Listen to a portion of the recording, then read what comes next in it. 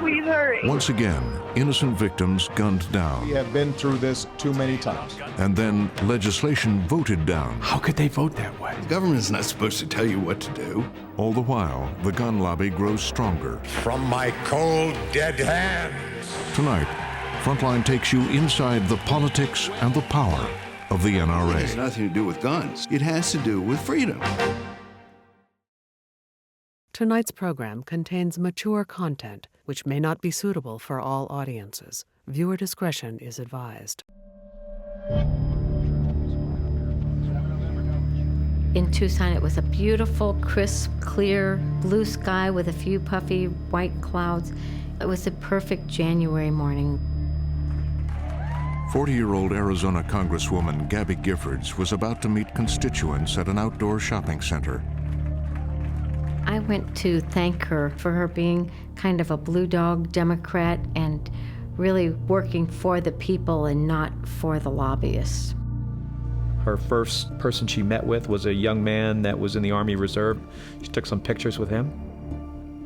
That was the last picture taken of her before she was shot. He shot Gabby from about 3 feet away, right in the middle of the left side of her forehead.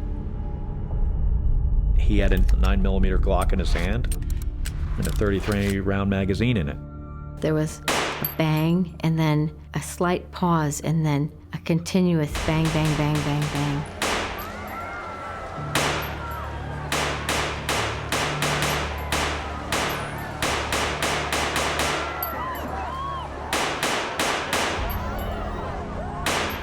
Emptied the magazine in 15 seconds.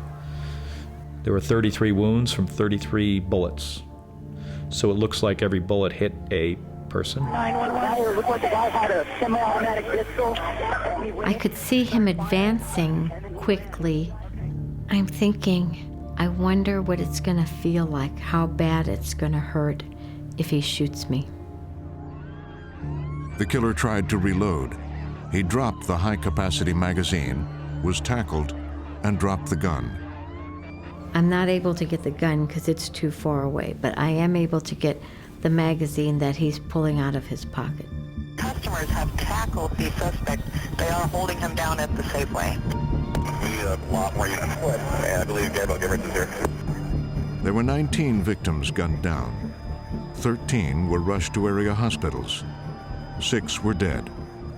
Congresswoman Giffords was in critical condition.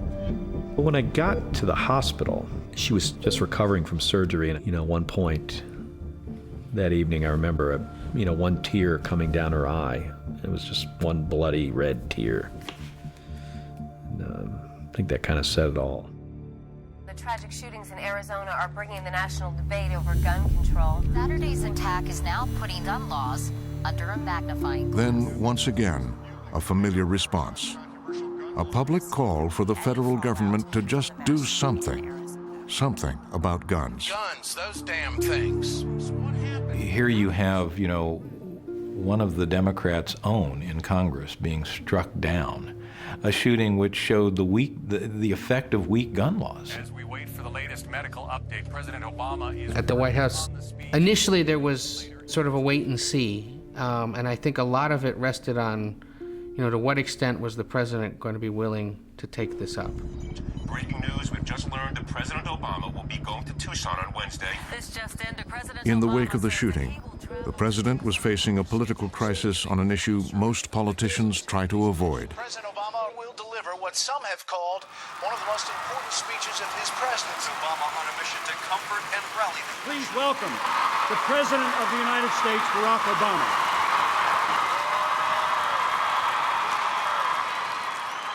If this tragedy prompts reflection and debate, as it should, let's make sure it's worthy of those we have lost.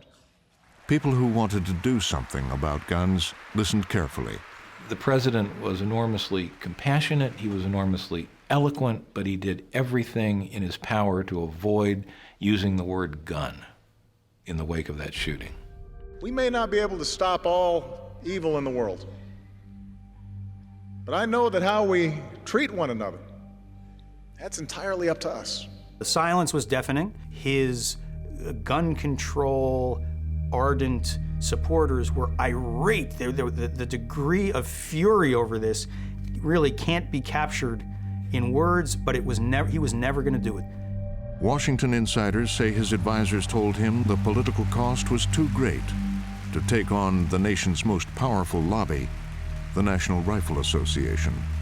It was an extraordinary moment and an extraordinary commentary on the advantage that the NRA enjoys and the tilt toward the side of the debate that says there is simply nothing more to be done about regulating the civilian ownership of guns. The issue is off the table.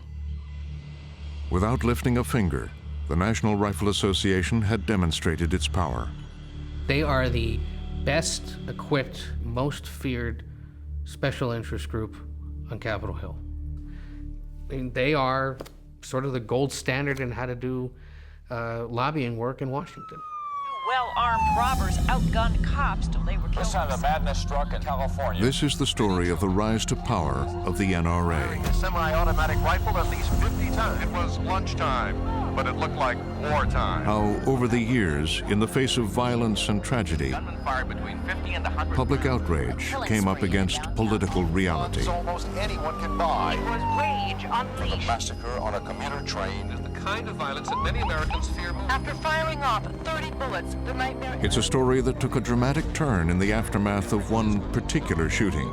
She began tonight with a deadly shooting at an American high school. In a Colorado high school. It was in the school cafeteria that he went after his fellow students. 911, what's your emergency?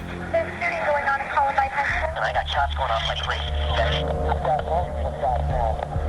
The deadly assault on Columbine High School in Littleton. We're going to continue to follow this horrific situation taking place in Littleton, Colorado. Fox's alert on the horrific mass shooting that happened. The school surveillance video showed police some of the story. Terrorized students fled when they heard shooting in the hall. 188 rounds.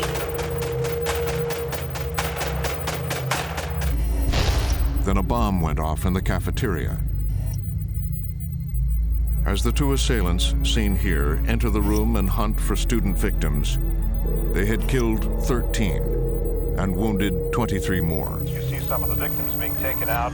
We want to advise you we have no confirmation. I was in touch with my wife, and she was getting upset because she hadn't heard from Daniel. She had gone to one of the places where they were taking students who had escaped, and his name was not on the board, and she didn't see him. He didn't call. Tom Mauser's son Daniel was a sophomore, 15 years old, studious and quiet. By nightfall, his parents went home to wait.